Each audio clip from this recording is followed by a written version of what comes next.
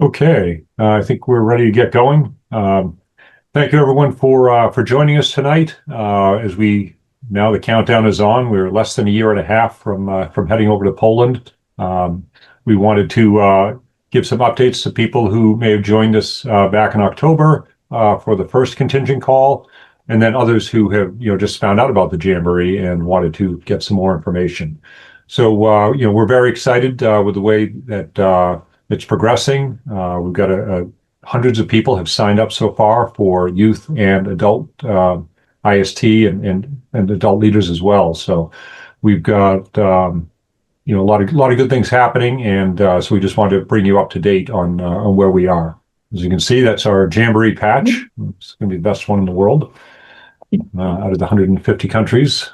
So the agenda, we're talking about the welcome, obviously, which we're doing, the Spirit of Bravely, the flag, which is also behind me, and Greg and I held it up when we were out there. That's a picture of us out where the Jamboree site. Nothing to see at that point, but they're putting a lot of time and effort into it. And when we get there in 17 months, it's gonna look much different. So we want to run over the itinerary, recruitment status, payment schedule, some fundraising ideas. We want to talk about safety and some programming highlights. A lot of people wondering, hey, what am I going to do while I'm at the Jamboree?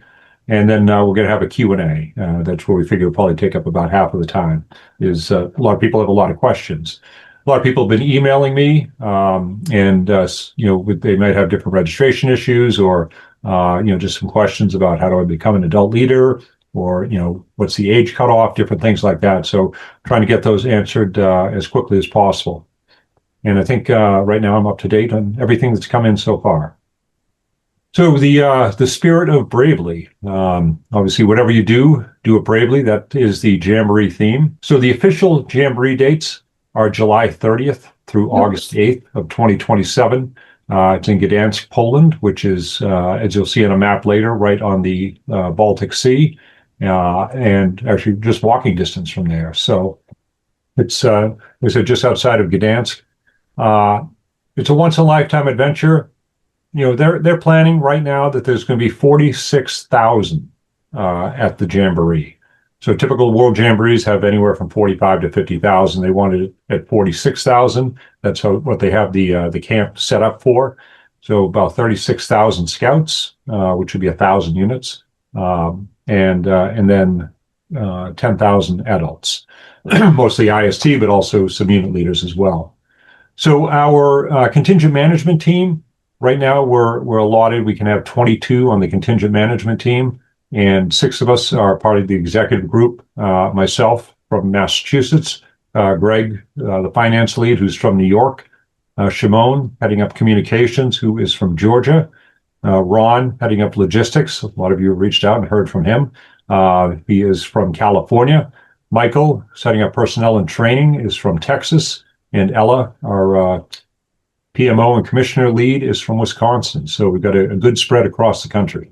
So the itinerary and participation status. So right now, again, the reason why we hadn't been able to finalize the Jamboree price is because we don't know the airfare. That is going to be coming out. They set their airfare 11 months in advance. That's how airlines do it.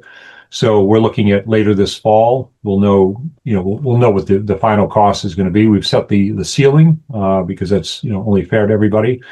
And part of that departure day, right now we're planning on Saturday, July 24th. That could go one day either way, depending on if the airfare is super expensive that day. It might be cheaper to go the day before or the day after. So we're trying to work those details out, but we won't know for a little while. But like I said, it'll be that weekend, either Friday, Saturday, or Sunday. It's an overnight flight from anywhere in the U.S., so if we left on Saturday, we would arrive on Sunday. We would have several days of pre-tour, which will, right now, the plan is we may fly into Warsaw and then drive south to Krakow, and we'll spend a few days down in Krakow visiting Auschwitz and some other places down there. Then head back up to Warsaw, maybe spend one night there, and then head up to Gdansk, where the Jamboree site is. If you go back one slide, Ella, please. So as you can see up at the top, Gdansk, that's where it's going to be, and that's the Baltic Sea right above it. So the Jamboree site, it's on Sobiesko Island in Gdansk. It's right near the city.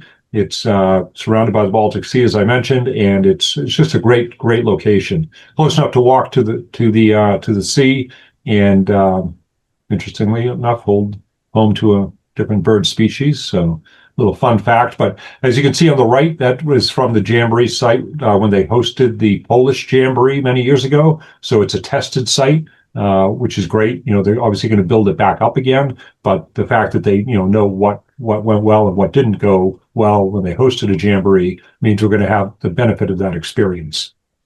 So where are we on current participation status? So for participants, registration is still open. We want to be able to take as many scouts as want to go. This is a Jamboree for the youth. As I mentioned, their plan is 36,000 youth and 10,000 adults. So, obviously, we want to have a great experience for the youth, supported by a lot of adults. And so that's why, as you can see down in the IST, we've actually already filled up our allotment for IST because there's so many adults that want to go to help the participants have a great time. We do have a wait list started. It's got quite a few people on that. And so what's going to happen is some of those IST may end up becoming unit leaders, which means that would open up some spots. Some of those IST may end up working directly for the Jamboree itself, which would open up some spots. And then we also have a chance in April to petition to try to get more. So if we have a significant wait list, hopefully we'll be able to get more IST positions. Same with participants. We continue to grow. If we fill our cap, start a wait list, we would petition to try to get more because, like I said, we really want to get everyone who wants to go as a youth to be able to go. So for the unit leaders, we had the round of early leader interviews back in December and early January. So that's complete. They're out doing what they need to do. We're still accepting applications. We're going to do the next round will be probably April, May, June timeframe. And what we're going to have to do, in a couple of months is we're going to have to not close registration for the youth, but we are going to have to start forming the units geographically, which is why we want to get people signed up now, because even though while we may have a wait list and people might still sign up later, you might not end up in a troop that's near you. So that's why we really want to get people signed up now so we can figure out how we want to organize geographically. And obviously, the number of units determines how many unit leaders we need. So each unit is 36 scouts and 4 adults. A lot of people want to be unit leaders. I think we had about 400 express interest in being unit leaders. Not that many have applied yet, but they will be and continue to fill out the application, which is on our website. Yes. So just before we transition, at the bottom there is an email. So USA Poland 2027 commissioners @gmail.com. So anybody, any youth and parents on this call that want more information after this call or interested in talking directly with one of our early leaders for a recruiting call, send that email a message to that email with both you and your parents' email addresses, as well as what state you're located, and we'll hook you up with a recruiter. And actually, can we go back one? I'm sorry. I forgot the last thing. Okay. For those of you who are on the IST or hoping to be on the IST, the job assignment. So the Polish Jamboree team, I talked to one of the heads of the IST for the Jamboree team, and they said they are just finalizing the job catalog and should get that out in March, April timeframe. So what that will mean was everyone who's signed up as IST will email you. These are all the potential job opportunities that you have. And then you'd be able to pick the ones and rank them, the ones that you would like to do. And then a few months after that, when they get all the information from everybody, they'll be able to say, okay, this is the job that you got. So hopefully it'll be one of your top 2 choices. Thank you. All right. So two of our most common questions are about payment schedules and fundraising. So I'm going to take a few minutes to talk about those. So we do have the payment schedule posted for the entire Jamboree sequence. you'll note that the March 15th, 2027, so just a little bit a year from now, has a remaining balance. And that's because we don't know at this point what that payment will be. For those who have not yet clicked the button to register, you will initially see that a $1,500 payment for participants will show up. And we ask that you do your best to pay the full amount, but we understand that some people may not be able to. We ask, though, that you have it paid in full before we come to the April 13th date. And that's because those monies are already being allocated to help pay for the fees. So, but we've had that question come up often. All right, so let's talk about fundraising. So it's challenging, I realize, but it is very doable. And especially if you start now and you work diligently through a few different ways. But here's some pictures of young scouts who are already out doing fundraising in a different way. And we all know that Valentine's Day is just around the corner. I saw someone on the internet that has bought stock flowers and they're making them into arrangements and selling those as a fundraiser. So be creative.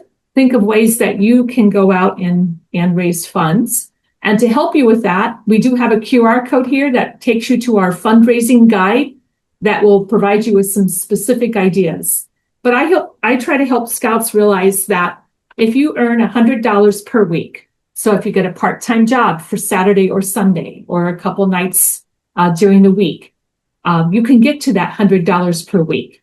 And there's some other ideas here. We can do make sure that you're participating in whatever unit fundraisers that you have the opportunity to do.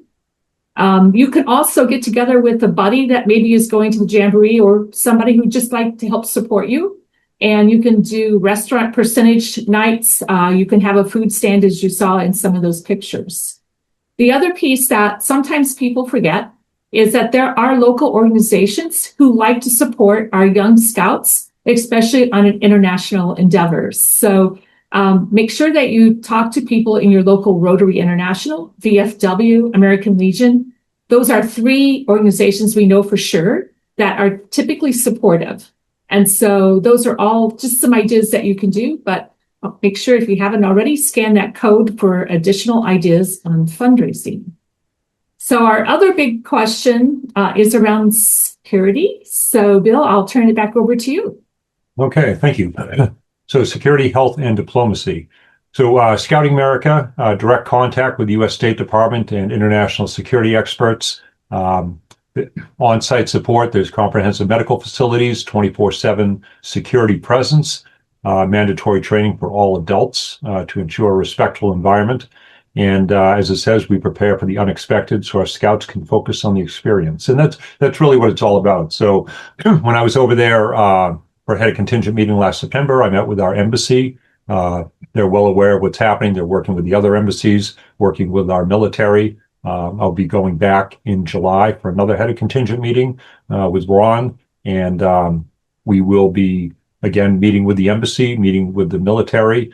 The Polish organizing team is working very closely with their military, with their local and regional governments. So this is a big event with a lot of security presence to make sure that everyone is safe. And all the local governments, like I said, when we met with the U.S. Embassy, they were already working with the British Embassy and the Canadian Embassy, because this is a big event that's going to have a lot of, we're going to have 1,000+ people from the U.S. Other countries are going to have even more. So this is something that, everyone is working together to make sure that it's a good, safe environment for everybody. So when we go back in July, we'll have an update on what the site looks like, the prep work and everything, the logistics, so that the scouts are not going to have to worry about anything. They just, they get to the airport, hop on the plane, and we'll take it from there.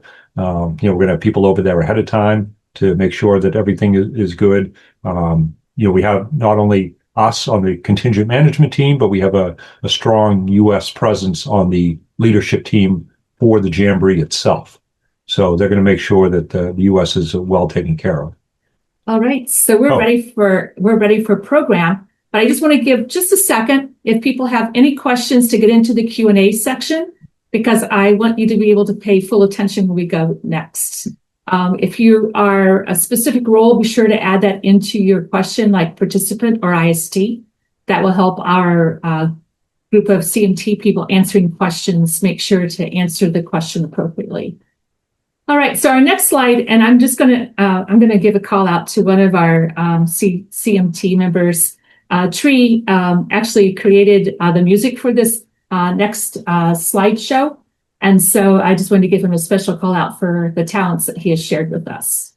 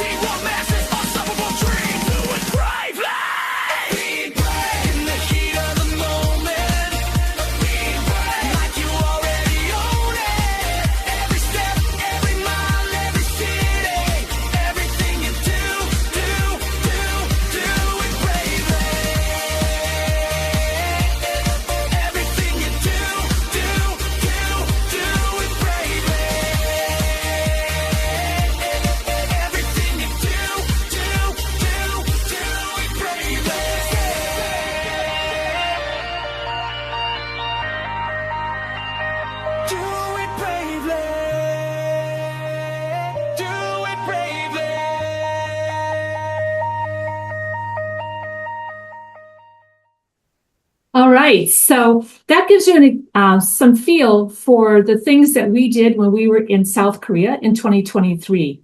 And that one big show gives you a sense of the number of people that we get to have the opportunity to share the time with at the World Jamboree. So I'd like to talk a little bit more specifically about what will be happening in the programming for us in Poland. So there are three main pillars. The first one being about yourself, being able to look at your own discovery of how you are learning, your mental health, and how you balance with nature and technology.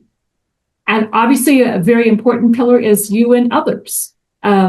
you're going to meet a lot of people and embracing diversity and learning about cross-cultural collaboration and peace building. So you will learn a lot about other countries, about other people, but you're going to learn just also about the individuals that you meet. And then finally, the third pillar is you in the world. So this ties into our sustainable development goals that are supported by the United Nations. And so we will have a variety of activities on that. And then on site, there are going to be three main areas. There's the aquatic challenges at the Baltic Sea. And so if you're into water, this is a great chance. You're going to be having yachting, kayaking, and dinghy activities. And so make sure that you've had your swimming test. Make sure that you're ready for being in the Baltic Sea. And then there's also the forest and meadow. So from the pictures you saw earlier, you'll notice that they have a lot of flat land that are also forested. And so bushcraft, but pioneering. So I don't know how many of you have had the opportunity to do some gateways, etc. But I will just say when you are at World Jamboree, because they don't have the same limitations we do, their gateways are phenomenal. And so that is one of the very coolest things that you'll see as a part of Forest and Meadow. And then the third on-site module will be the kaleidoscope. So the ability to do creativity workshops as well as cultural diversity. And so if you want to experiment with some different kinds of creative work, this will be a place that you'll want to spend some time. And then lastly, there's the symbolic framework. So you'll notice the clasping of the two hands. So this is the solidarity badge that we encourage all of our scouts to explore how bravery and friendship are an important part of our World Jamboree. And then we have some off-site modules also. So there will be opportunities to go into the historic streets of Gdansk and learn about Polish heritage and solidarity movement. And then there also will be opportunity for service and then camp in camp. So that will be a 24-hour immersion experience where scouts will have the opportunity to spend time with local Polish scout units and community-based service projects. So this is really cool because you'll have the opportunity to be hosted by like real scout troops from the general area and learn more about how they do scouting. And then also there is going to be what they call the plaza experience. So this will be on site, but there will be a variety of world tents. So I'm just going to say, I encourage every one of you to go to at least 5 different cultural cuisines and try something new, something that you've never done, and be brave. Try that food that is maybe from a country that you aren't familiar with, and you can learn more about their food and the culture. And the people in the food tents are always wonderful and friendly. So a great place to spend some time. And then similar to what we do at our national jamboree, there is always a faith and belief zone. This will be an opportunity for people to have a place for spiritual reflection, but also to learn about other world religions. And then beyond the campsite, so if you're familiar, August 1st is National Scarf Day. So most people that are in scouting have the opportunity to wear the necker. We will be on site for August the 1st. So we will be able to celebrate that World Friendship Day and learn more about other people once again in that experience. And then they are bringing back the Model UN style debate. This is really a very interesting opportunity to participate as well as observe as they discuss world issues. And then finally, at the beginning and the end of a World Jamboree, we have large-scale stadium shows. And so it typically has some local fare, but also international music and performances. So in Korea, we got to see K-pop. That's what everybody wanted to see. And so that was at our closing ceremony. And so we'll have to wait and see what they have in stock and preparation for us at Poland. All right, so we are at a point, I am going to stop sharing this so that we can go to our Q&A time. So let me get set up here real quick, Bill. Yeah. So just a reminder for those who are doing questions, be sure that you include what your role is. And so, and this is a great time. If it is a personal question, we won't share it out loud to everyone. So I am trying to monitor them as we go. So one of the questions is, what percentage of the unit leader positions have already been filled? So Bill, you want to take that one? It's a good question. I know we interviewed quite a few people, but the reason for the early leader selection was to expand the number of people that we have going, so that they're actually out there recruiting or doing some fundraising to be able to expand. So if we just went with, what's going to come in, that leaves fewer spots available. So we want to be able to kind of grow it and give people the chance to basically create their own spot. So I would say that we're going to be less than half of the spots will be taken through the early selection. So that still leaves not a lot. I mean, if you think about it, it's 4 per unit. So when we went to Korea, we had 18 units, so that was 72 positions. 275 people applied for that. As I said, for this one, we had about 400 apply or were interested. Not all of them have applied yet, but it is a competitive process, which is why we wanted to give people, that were willing to put in some effort, the early opportunity to do so. The rest of the spots, like I said, will be competitive, very competitive. So that'll happen over the next few months. So make sure if you're interested to apply through the website, and then we're going to take a look at all those. We're not going to interview everybody because it's just too many people, but those that we think make really strong candidates, those will get an interview. And then from there, you'll have to narrow it down to the number that we need. And I would say thank you for all those who have already submitted applications. We have very strong candidates, and it's great to know that people are willing to volunteer and be willing to take on that leadership role. All right, so we have a question. In South Korea, when the U.S. contingent left, the IST was left to their own to make arrangements. If there are issues with this World Jamboree, will the IST be part of the arrangements? They will be. Yeah, that was a lesson that was learned from Korea.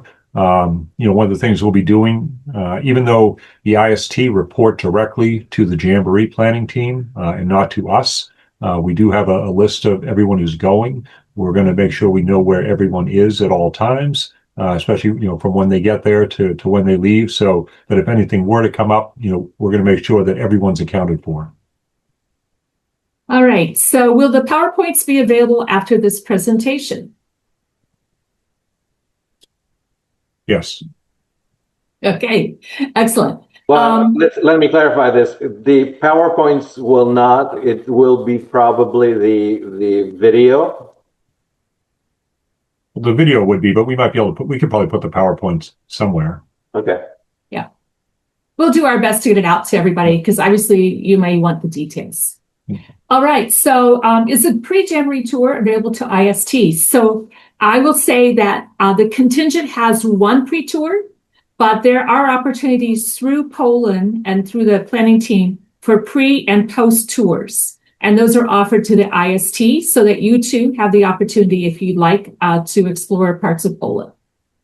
And for part of that, we're working through our travel agent that's helping with that they put together a pre-tour for IST. It was a voluntary thing. Obviously, it costs whatever it costs, but that was something for those who went to Korea.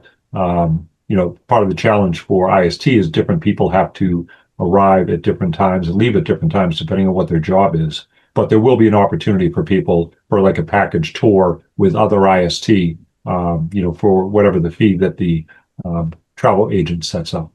Yeah. And will they know that in time, be able to book their flights? Because flights come available like in early August.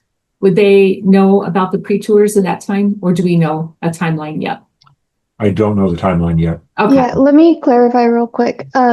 Once we know IST don't know when they're supposed to arrive until their job is selected too. So once we know that timeline from Poland, we're going to match that timeline for a rollout. So we're still waiting on some information to know when it's going to happen, but we'll make sure it aligns so that they know best when they're available and when to book their flights and everything. Thank you, Bria. Thank you. All right, next question is IST jobs. You mentioned the catalog would be available in March or April. That is 26 or 27? That's 26, so a couple months from now. Yeah. And we will make sure that messages get out, but keep watching in your email for those. All right, IST. For fundraising at organizations, it is sometimes just a speech about scouting and they give a check. Yeah, you're right, Charles, and thank you for that tip. Sometimes they do that. Sometimes writing a nice letter of introduction before you go to speak also gives them an opportunity for the people to be prepared to actually give you a check. All right, we have a question from a participant. My screen keeps moving, guys, so I'm trying to keep up with it as about as I'm ready to read. All right, let me answer this question. Okay. We have the presentations and the slides on our website. That's one place. We also have a YouTube video channel that is also accessible from the website. But the videos are on that YouTube channel as well. So you can watch them at any time at your own pace. But everything is available through primarily 3 channels. One is our official website, wsj2027.us. The second one is our Contingent's Facebook page. And the third one is the YouTube channel. And the links to all of them, the Facebook and the YouTube channel, is on our official website, so you can access it from there at any time. All right, thank you, Sinan. All right, so the next question, is there an upper age limit for us Scoutmasters? So I'll start out by saying you must be fit and ready to be able to not only physically deal with the things, but also mentally deal with the things that are required to be in charge of 36 youth on an international trip. And so if you've not done that before, please know that that is challenging, right? So that'll be my quick response. Anybody else need to add to that? On the other end of that scale, the third assistant scoutmaster, we're looking for 18 to 25-year-olds to potentially fill those roles. So if you're in that age range and worried that don't have enough experience to be a unit leader, we are looking for unit leaders to grow and be ready for the decades to come. So please apply. Yeah, thanks for that promo. I'll just say I'm wearing green for that older youth. All right, so the next question is, can we pay early? Yes, you can. Anytime you go into the payment system, you can adjust the amount that's in there. And so you're welcome to pay. I would not suggest that you pay over the $6,200 because we don't know what the final cost is. But if you want to pay early, you're welcome to do that.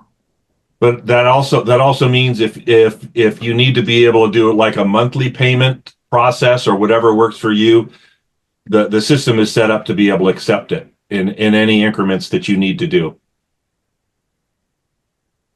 All right. So the next question, we already talked about slides being available tonight, so we'll be working on that. And then the next question is, somebody wants to know where they are on the wait list and leadership positions. So we don't have access to that exact information tonight. And I don't know if that's something that we shared out. But as positions become available, people will be notified that they have the option to join into the IST list. Yeah. Yeah. And likewise, if depending on the numbers we have, we can petition to, if there's spots available from Poland, we will be requesting those as well. Okay. Yeah. So and also, like I said, if people drop out or end up moving over to unit leaders. So it's going to be a rolling thing. But our goal is, if you're on the wait list now, we hopefully will get an answer within, by the end of April. Yeah. And if you signed up to be a leader, also just know that signing, it's not a first come, first serve on the leadership. It is based on skills and the likelihood of fitting into the mix that will support our teams geographically also. All right, this is a great question. Will the U.S. have a food tent this Jamboree? We will not. Okay, I didn't think so. So we will not have a food tent. This is a chance to sample other countries' food. All right, how many youth have registered? And in true Wood Badge, I would say we are not at 15 full units yet. We're getting there. I mean, we're getting closer to there. The email just went out to nationally last night actually. So a lot of people are finding out about this, kind of for the first time. So some of them may even be on this call, just hearing about it.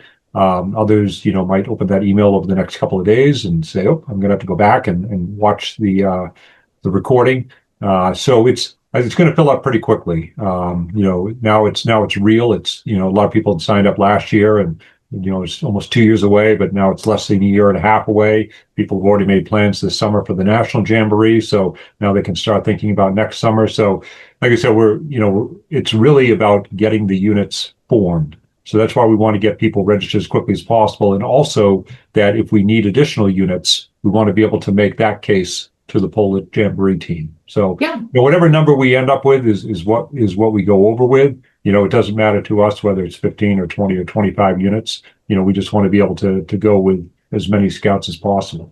Yeah, and Bria just let us know in the last 24 hours, we've signed up half a unit.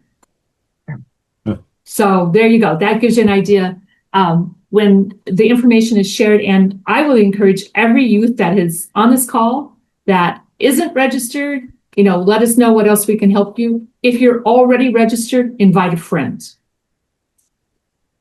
All right. So next question. As a scout that is in a crew and ship that will be 19 at the time of the world, is it still possible to go as a youth? Otherwise, if they are currently registered as IST, could they possibly be an ASM 3 or 4? So, all right. So great questions. So the birth dates are July 30th, 2009 to July 30th, 2013. So if you're 19 and you wear the green, you can go as IST, but you could also go as that third assistant scoutmaster that Mr. Rado was talking about earlier tonight. And we encourage the youth, and for those who were in the Jamboree in 2019, we had a lot of third assistant young adults. All right, so I mean, I will say that a lot of people have asked that question because different countries have different ages that they consider to be an adult. But the time frame, the participant date range is set by the Jamboree planning team. It's uniform across the world, so we have no say in that at all. Yep. All right, so how will the transportation work for the scout participants? Will our scouts councils be involved? They will not. This is being done nationally. So if you think about it, there's 200 plus councils across the country. And if we end up with 15 or 20 or 25 units, that there's not one per council. Some larger councils may have enough for one, but right now it's all being done nationally. So your local council does not have any involvement except to approve the participants and adults. Other than that, everything's being done nationally. All right, so here's the safety question for you, Bill. How will the threatened withdrawal of the DoD support affect contingency planning? That sure came in handy when we were in Korea, right? Because we were very cordially supported by one of our military bases. Yeah. Right now, it will not. I mean, that it's a threat. It hasn't happened. We'll be working on other contingencies, but it's important to remember that we are going over as U.S. citizens, so the U.S. military will do what's necessary, whether it's scouting or not. It's 1,000 U.S. citizens heading over to Poland. Like I said, we're working with our embassy over there, and we'll be working with the military as well. All right. So the next question is, do the local councils who are forming contingent units help identifying unit leader candidates, or is it all managed through the U.S. organizing group? It's managed through the U.S. organizing group. Yeah. Yeah. And we do get recommendations from councils. I think that's fair to say that every council is consulted whether or not a leader should be considered. So just so you know that. But yeah, I mean, it's part of the reference checking that we do. Correct. All right. Who makes the flight arrangements? So that is all done by our travel agent. So they will, at some point, you will be filling out information for the hub city of your choice, and they will be making arrangements for you. And I will just encourage you, if you haven't done it already, get your passport in order. Yeah. Because it does take time. And so if your youth does not have a passport, or if you're an IST and you don't have a passport that will extend, well, I'm just going to say till the end of 27, you need to be moving those wheels sooner than later, because we will need those passport numbers. All right. When will the units be formed? So that right now we are looking at, again, we're trying to get people signed up. So it will probably be some point in April that we're going to start saying, okay, this is what we have. And we are going to make sure we're going to reach out to everyone who has signed up and say, would you like to be part of a Sea Scout ship or a venturing crew? Do you want to be mixed gender unit, or do you want to be a male unit or a female unit? So we're going to kind of get that information from people, or if you don't care, doesn't matter. That means you'll be closer to other people geographically. Obviously, if there's, say, one venture crew from across the country, well, it'll be people from across the country. But we're going to reach out to the scouts themselves to see, what they would like to do, and then try to form units that way. When we went to Korea, we had, I think, half a unit was a Sea Scout ship. We had a couple of venturing crews, and then we had male units and female units. So, we want the scouts to feel comfortable and, what they're looking to do. And then based on that preference, as much as we can, we will try to honor that. Okay, so here's an age question. So we have two scouts that want to go in the same family. One turns 18 this December of 26, and the other will turn 18 at the end of August 27. So it depends on if that birthday is, if it's after July 30th, 2013. Oh, 20, I'm sorry, 2009. Yeah. That will determine whether that younger scout is going to be a youth or an adult. Those are not dates that we set, those are Wilson dates. So non-negotiable. I know they've done everything together in scouting, but they have to follow the age rules that are set for the Jamboree. So that July 30th, 2009 to July 30th, 2013 is the time frame that are participants. If you're outside of that range, you then would either be too young and you'll get to go to Denmark, or you will have to be an IST or ASM 3. All right, so participants, are the groups set up by region, or will they mix with others in the country? So again, that depends on what type of unit you want to be in. If you don't care, then you'll be, closer to everyone else. If you have a kind of a specific request, like I said, a Sea Scout ship or venturing crew, it'll be more geographically diverse. And so the goal is that we want the units to be as geographically close as possible, to be able to meet up, meet ahead of time, get to know each other better. I know when we went to Korea, I don't think any units were really close enough, but there were clusters that were around some major cities. So at least a bunch of the scouts could get to meet each other, not the whole unit, but at least meet each other before heading over there. And then, had a lot of Zoom calls and, setting up for once set up the youth leadership structure, then the patrol leaders could, at least get some group chats in, with those in their patrol and everything. So, we're planning that same thing again. Yeah. So, Ron, would you please answer the question for Vincent offline? Because he has a question about not being able to get payment and their scout seems to not be approved yet. All right. Actually, we are having this problem with a number of individuals. So okay. Go ahead. If you're still waiting for the council to approve and they haven't done it yet, and you're not able to make payments, that's okay. Um, just we'll wait until it is approved, and then you can make payments then. It's an issue that we have with the application, with the registration system itself. Your spot's secured. It's not a problem. We're working through those issues right now, so not to worry. All right. Thanks, Ron. All right. So will Scouts attending from the same home unit be in the same unit at World Scout Jamboree? So I think this goes back to whether they chose co-ed, male only or female only units. So if they're in a family unit and one is male and one is female and they chose to have single gender, they would not be in the same unit. So those youths should probably look at what they chose. And if they've chosen the same option, it is most likely those from the same home unit would be going. That's the advantage of registering now, so that you are co-located with your World Jamboree unit as much as possible.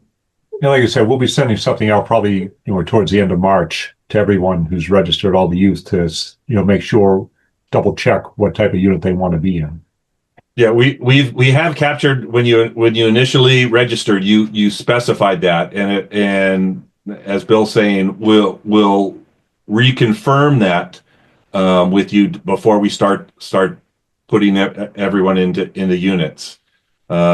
If you'd like to, as Ella was pointing out, if you'd like to be with people, with individuals that are close to you geographically, either select a co-ed or don't care which type of unit you're in, and that way it'll allow us to put groups geographically together in a much better format.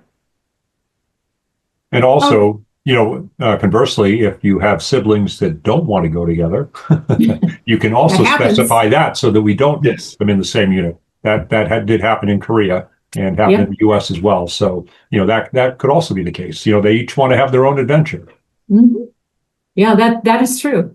All right. So our IST member has a question about gear. Will tents, cots, and/or mattresses be provided? The tents and the cots will be provided. Yes, that is part for the IST. That's part of your Jamboree fee. Mattress, you're on your own, but the cot's pretty comfortable. So the good news is, for those who went to Korea, if you take a look at the temperature in Gdansk during the summer, it's cooler. It's probably gets into the mid 70s. And then, drops into probably 40 to 50 at night. So better sleeping weather. We're not going to have the 90s plus, overnight like we had in Korea. So I'll get a sense of it when I'm over there in July, which will be around the same time frame. So it's going to be much more comfortable, and it will be a little bit cooler during the day too. So. All right. So will there be a unit meet and greet before the departure in 2027? Yes. There will be, and that's going to be again based on the geography of your unit. But there'll be either several in person, or that there'll be, hopefully some in person, or at least at the minimum several Zoom meetings. We will have, for those who signed up for unit leader or hoping to be unit leaders, if you could set aside October 2nd. 3rd and 4th on your calendar, because we will be having a unit leader meeting in Dallas. And, we'll get more information to everybody, as they get approved. But, again, if you're hoping to be unit leader and you feel you're a pretty strong candidate for it, just set October 2nd through the 4th aside for our in-person meeting in Dallas. And so, our goal for the participants, and that's why it's such a highly selective process for unit leaders, is that we give you, as participants, the best possible experience, for what you're paying, which means that we're picking the best possible leadership for you. All right. So we're going to go to Betsy here. So do scouts need to be at a particular rank to attend the Jamboree? They do not. They need to be of age. But it's important that they're mature enough for this, which, one reason why the Jamboree age range is set as it is basically when you go, you're pretty much in high school. So a little bit more mature than you would have at summer camp or even a national Jamboree. And, so again, you're 12 now, you might just be barely turning 14. And the Scoutmasters are aware of that. The way that you work with a 17-year-old, almost 18, is going to be a little different than working with someone who just turned 14. So they're aware of all those different things, and are that's again why we pick the leaders that we do, to make sure that all 36 scouts under their command are getting the best possible experience. So it's going to be different. The needs of it, different age ranges are different, but we want to make sure that everyone has a great time. So that said, I would though encourage to make sure that scouts have some cooking skills, because they do prepare their own food. And I will just say it makes a much more enjoyable experience if the patrol that's cooking actually knows how to cook. And it would be helpful if those who are going have at least gone to summer camp, or a trip, a couple of times. This should not be their first camping experience. It can't be. But there is no minimum rank. All right. So the next question: if parents are assigned as unit leaders, will their children be assigned to their unit? Again, that is your choice. If you're chosen as a unit leader, if you want. One of my assistants in Korea, he had a son in one unit and a daughter in another unit, not our unit. So that was, I think, their kid's choice. So if it's something that you want to have happen and you are picked as a unit leader, then yes, you will be with your youth. All right. So this is, I'm not sure who needs to respond to this question, but as a legal permanent resident with a passport from another country, my daughter does not have a passport from the US, and that's okay. We have had people like that, but a passport from another country, in this case, Mexico. So how does this work, and can she travel with this passport? She can. Yes. And we had people like that last time in Korea. Right, Ron? Yes, yeah, that's correct. Depending on which passport, which country you have passport from, it may require to have some additional paperwork or visa work or whatever the case is, but we work through all of that. Yeah, so you could look up to see what country, whatever country passport that is, and just see what the requirements are to enter the EU. Also note that as a part of Scouting America, we have people all over Europe, Africa, and all over the Far East that are part of our contingent. So we will very likely also have people from those areas that may or may not necessarily have a U.S. passport. So that question may pertain to several people. Yeah, I'll just note real quick, we are going to ask, whenever we ask for your passport number, which country that passport number is affiliated with, so that we can answer that stuff really easily on the back end and figure out any additional paperwork if necessary. But realistically, we only need your passport information to book international travel because the flights require it. So it doesn't matter where it is, as long as Poland lets you into the country with whatever paperwork is necessary. So we'll help figure all of that out on the back end with the travel agency. All right. So the next question, we talked a little bit about tents. So you will not need to bring a tent or a cot with you. You'll need that backpack for all of your tradables and your clothes. But there will be two youth to share a tent. But that will be provided on site, and they don't have to carry that. All right. So will all the units have the same program, or is there a separate program activities for co-ed crews versus all boy troops or all girl troops? No, all the activities, where you reside in the Jamboree, like, what subcamp you're in may determine what program you have on a specific day, but it's not gender specific or anything else. So it just really, it's part of it could be the luck of the draw. I mean, they have so many different activities that there's no way you could get to all of them in the time that we're over there. So there are some kind of random assignments by subcamp. So, if there's 18 subcamps and we have 18 units, we probably have one per subcamp. Actually, I think they have 16 subcamps. So, units may have different experiences from other units, but everyone in a unit will have the same experience as everyone else in their unit. Most other countries are all co-ed units. Yeah. Yes. As a female-only unit last time, we were the only single-gender unit around us. And so it's good or bad. It doesn't make any difference. Just know that co-ed is not unusual at the World Jamboree. It's the norm. All right, so another question here. So would friends from different troops be given the option to stay together in the same unit? So if they register early and they're geographically located, it is very likely that they would be together. It would be. As a matter of fact, when we reach out to everybody, parents want to get back to us and say, hey, my nephew who, is 2 states over or whatever wants to be part of that same unit. Those are the things we want to make happen. All right, so here we have a unit leader wannabe. And I got the email to express interest just recently. The online form indicated wanting to help with recruitment and or fundraising. Is this something still available to participate in, or did I hear those opportunities were for the pre-leader selections? So I'll fill this one really quickly. So first of all, the early leader commitment program is done.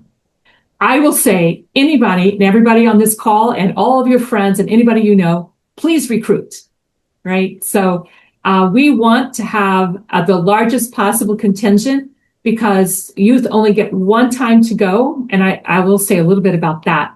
I know one of the obstacles is that NOAC 2027 conflicts directly with the World Jamboree. I had that happen with my son in 2015, and he wanted to do both. And I said, World Jamboree, one time. This is your time. If you don't go to Japan, you will not be going as a youth. And so because of that, he decided to do the World Jamboree, and then he did the next NOAC. So for those of you who are in that situation, just keep in mind, World Jamboree is a one-time youth opportunity.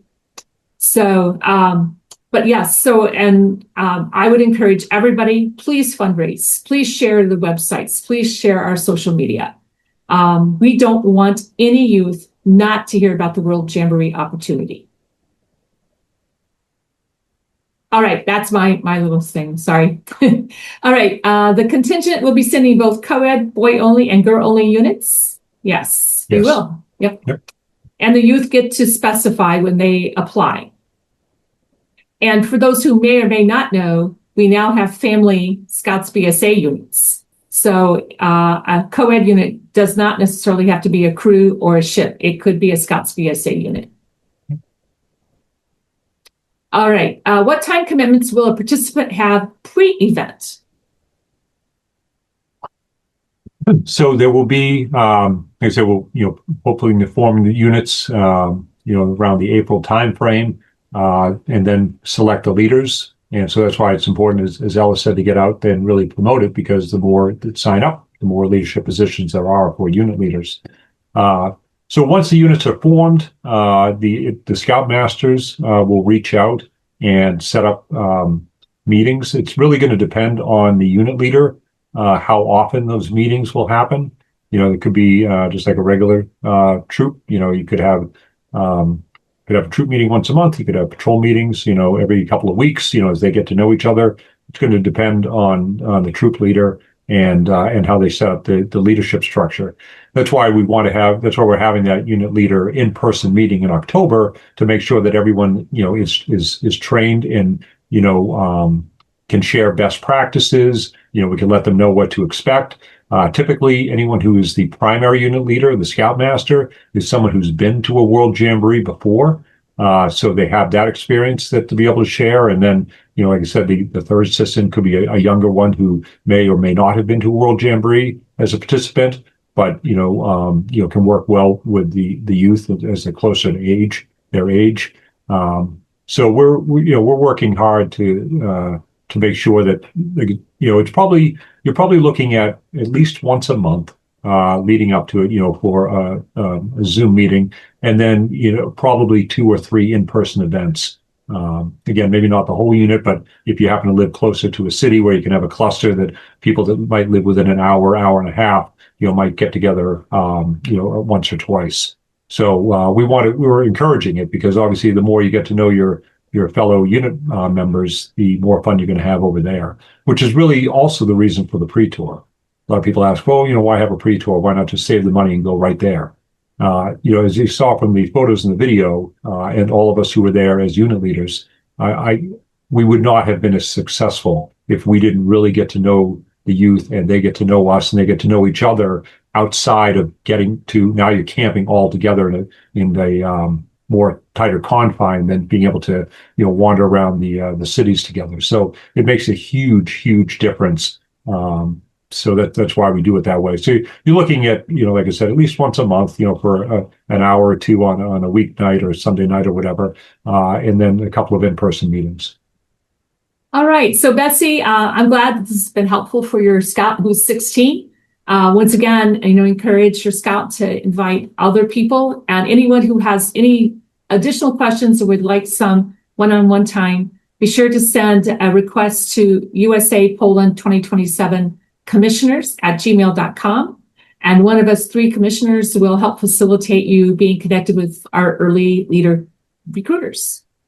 All right. So when will the Jamboree patch be available? It is awesome. That is true. When do we expect that we might be able to replace our tent patches with the new patch? That is something that we're working on. We're hoping to get that out to those people who have signed up. I know they want to get it, as quickly as possible so they can put it on and have people start asking questions. Oh, where'd you get that? So we are hoping to get that order in, next month and try to get those out to people. All right. So the next question is, what gear and swag will be provided for this program? Who wants to tackle that one? Okay, go, Bill. Yeah.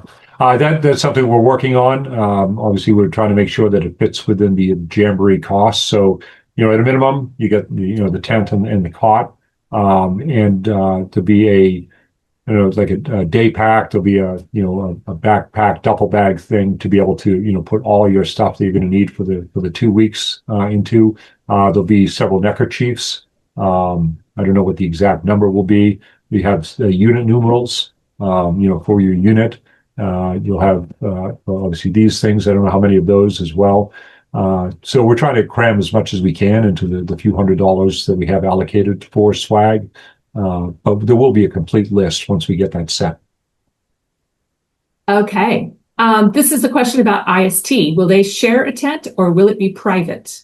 I know that space is quite limited at this Jamboree site. So yeah, that question has not been answered yet.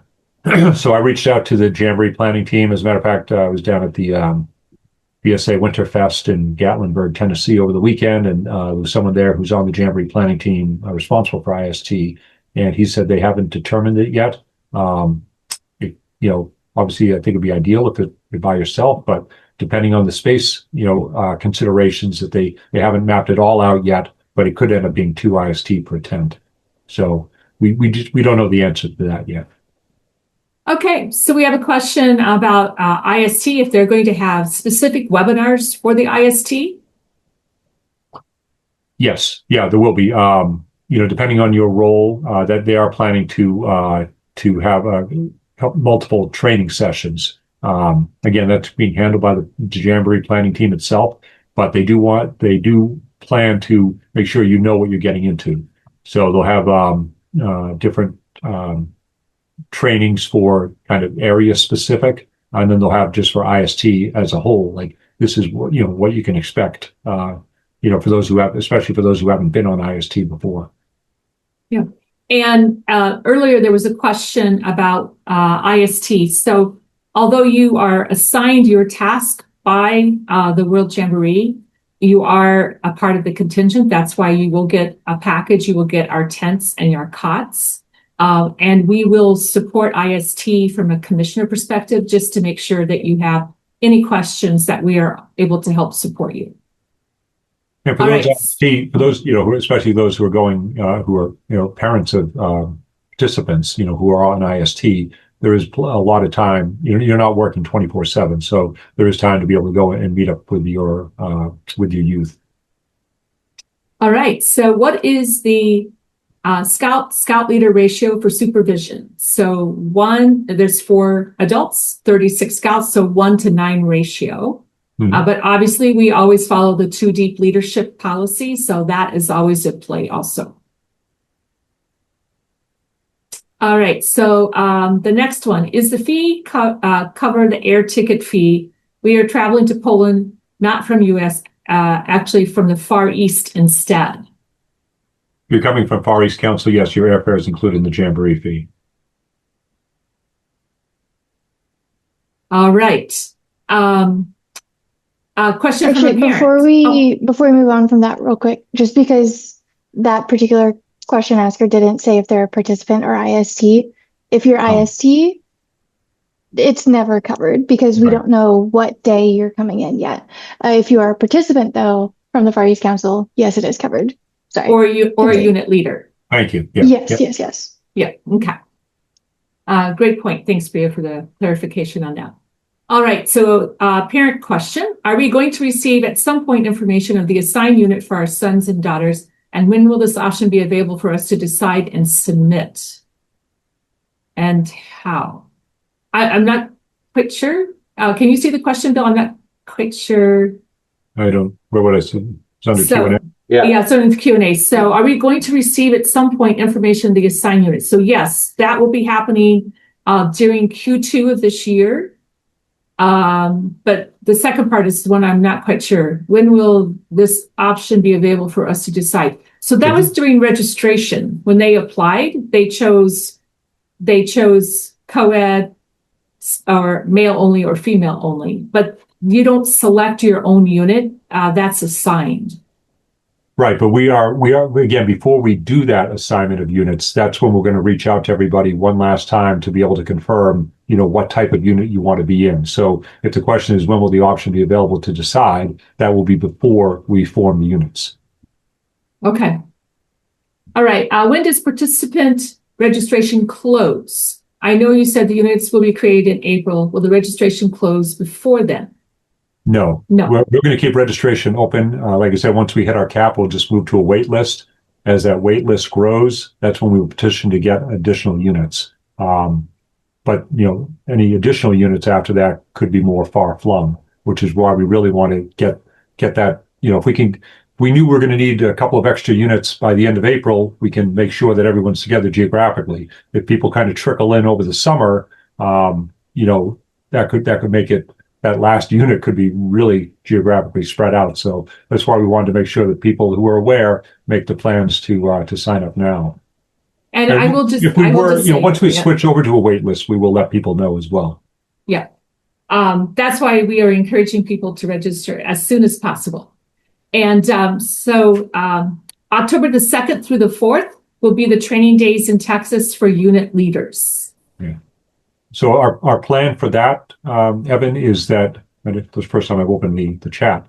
Our plan for that is that people will come in on Friday and then leave on Sunday. So the actual programming would be Saturday and like Sunday morning to give people a chance to head home. And people could come in Friday night, especially if they happen to live closer. Not have to take a day off, but most people will be traveling there on Friday. So you may have to take Friday off from work, depending on where you're coming from, but that's it. You'll be out of there Sunday. We wanted to get it done by noon or 1 o'clock at the latest so people can catch the flight home. Yeah. And I know, Evan, you are from the Far East, from Hong Kong. So he's trying to work it with a business trip. So hopefully that'll work out for you. Yeah. So a parent question, what is the process for departures? As the scouts are selected in a specific unit, is this unit going to be close to the scouts' hometown? And are scouts gathering at certain places for departure early or departure together? So lots of questions there, Bill. Yeah, so what's going to happen is, again, a specific unit, when we say that they'll be as close as possible, it could still mean your multiple states included. And so, I doubt, unless it's New York or California, you probably or Texas. Yeah, or Texas or Florida. You're going to be multiple states involved in that unit. So we'll get a list of airports from our travel agent, probably 14 or 15 across the country, and we'll say, okay, these are going to be the units. I mean, the airports that people will fly out of, and try to make it so that everybody can get to one of them. Hopefully, live within 4 hours of one of those major airports. There might be some far-flung people from Alaska or Hawaii. We'll talk to them separately. But for most people, if you live in at least a populated area, you'll have an airport that will be within 4 hours drive time to be able to get to, whether that's Miami or Atlanta or Charlotte, or Boston. So you may have multiple departure airports from your same unit. So at each of those airports that we designate, we will have at least one or two adults on that flight. So even if we're connecting in the U.S., let's say you're trying to you go from Denver to Chicago over to Poland, we'll have an adult on that flight going from Denver to Chicago. So we'll make sure that there are adults at all times, even if they're not part of the same unit. Like I flew out of Boston going to Korea, and I had 15 scouts with me, and none of them were from my unit, but I was the adult on that flight. All right, and we do know that there may be hops, so people may come from one airport into another main hub.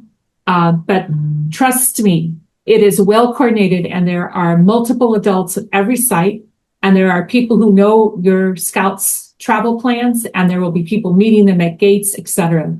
So we take seriously the exchange of youth from parent to the scouting unit. All right. If parents are by chance on their own in the same area, are they allowed to visit one day during the time of Jambo? They are. So the Jamboree planning team will issue the dates of visitor passes that will be available. There's a cost to that, and it's not every day of the Jamboree. And especially if it's over a weekend, that may be more popular, so you may have to get those earlier. But you can, they'll publish those lists of day passes. If we're over there for 9 days, there might be 6 that allow visitors.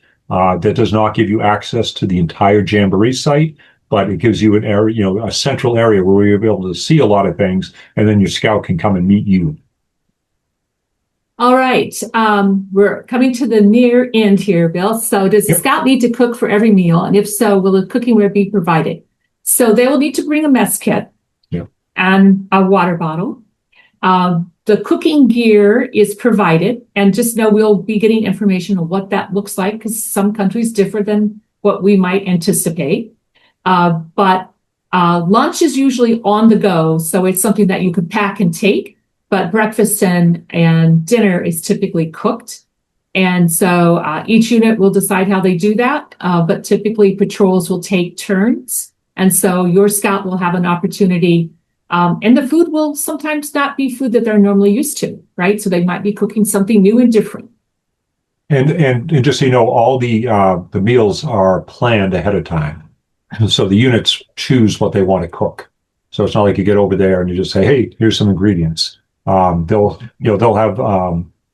plan the menus in advance. They'll have all the cooking instructions and everything else. So they'll have a lot of different choices to choose from. And they say, "Oh, we want to do this night, this dinner, this other night." So it'll all be, they'll know in advance what they'll be preparing. All right. So next question, will there be opportunities for participants to intermingle with other units from the U.S. and other countries? Yes, and yes, and yes, and yes, and yes, and yes. That's kind of the purpose of the Jamboree. Yep. You'll have different countries on every side of you at your campsite. Yeah. Different languages being spoken. It's really incredible. And typically what happens is a country, if they have multiple units, they are spread out in different subcamps, so that intentionally countries are mixed. So they will have the opportunity to meet a lot of people from a lot of different countries. And all right, what is, sorry, go ahead. One more thing, and we are planning in our pre-tour to have a contingent-wide event. So before they go to the Jamboree, all the participants will be able to mingle and meet participants from other states and other troops. So we have that kind of built in the pre-tour before they get to the Jamboree. All right. So what is the difference between joining a co-ed or a female-only unit, say in terms of program and tent locations? No difference. No difference. Yeah. Nope. Everything is mingled. Obviously, if you're in a female-only unit, your campsite is female-only, but the people around you most likely will be co-ed. And then the restrooms and the showers, everything are by gender. Yeah. And also by age. So, and by age, yeah. Yeah. All right. Somebody wants to know if we could type up all the Q&As for both sessions today and post it. If we record it, we could take the transcript and create FAQs. I think that's what AI is for. Yeah, I'm going to say I can, if we have the transcript, yeah, we can let it do that. So we'll get them posted. All right. Someone said, very informative. Thank you. We're glad we could help you. And finally, the last question, is the airfare to a hub included in the total cost of the trip? We're going to look at where people are coming from. Probably not. Again, we're trying to make it so that, the hubs are within 4 hours of most people for driving. But depending on where a person is coming from, it was when we went to Korea, we had all of a sudden a group of people that came from an airport that we didn't have planned as a hub. It was like 10 of them. So, hey, guess what? It became a hub. That group then traveled to a main hub that then flew over to Seoul. So that's what we're looking to see where people are coming from. And I'll make a note because I learned this from my unit in Korea. If you're going to be at a different address in the summer than you are during the year, make sure you let us know that, because that may influence the hub that you want to select and things of that sort. So if you summer vacation somewhere like up in Wisconsin, because it's so nice up here, just make sure that you choose that as your location for your travel time. We will be asking everybody, especially once we know what the hubs are, what your preference is. So that's the way you'll be able to identify which hub you'd like to fly out of, because it also may be one of those things, as Ella was mentioning. Hey, if I can spend a week with grandma and grandpa before I fly out and fly back, I'll fly out of Chicago instead of my normal hometown of Atlanta. All right. That's all the questions. No, one more question. Oh, there's another one? Pre-tour camping. Oh. Yeah. Pre-tour camping also. No, the pre-tour, we most likely will be in the hotels. So we don't have to have a camping gear for it. Yeah. Hotels, hostels, dorms. It'll be fancy, but it will not be camping. No tents. The question about youth participants that live in Europe, we're working directly with Transatlantic Council on those travel plans. So work with your local folks there, and because we are as well. Yeah, how that will work. All right, so that's the end of the Q&A. So we appreciate you spending the evening with us. I have no updates from the Olympics, so I'm just going to say go gold, go USA, hopefully. And for those of you who have any other questions, remember that we have USA Poland 2027. So Bill will answer those questions if you have a recruiting question, just to add on commissioners. All right. Thank you, everyone, thank you for joining us, and thank you to the team for being on and answering questions, and Ella for putting the slide deck together. And if you're a glutton for punishment, we have another call at 9 o'clock. You can jump on that. You can get a question answered. We'll be back. So I'll see everyone else here at a little bit before 9. All right. Thanks, everybody. Thank you. Go bravely. Yep.